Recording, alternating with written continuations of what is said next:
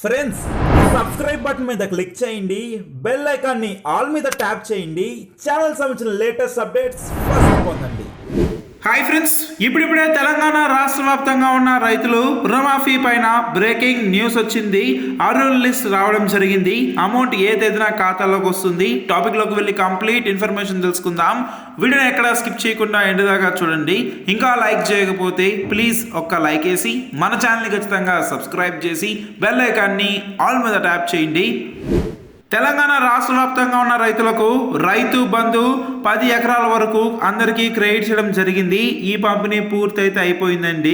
మీకు ఇంకా అమౌంట్ రాకపోతే అగ్రికల్చర్ ఆఫీస్కి వెళ్ళి అంటే ఏఈఓస్కి మీ ప్రూఫ్స్ మీ డాక్యుమెంట్స్ సబ్మిట్ చేస్తే రాని వాళ్ళకి అమౌంట్ అయితే వస్తుంది. హరీష్ రావు గారు అయితే వెల్లడించారు.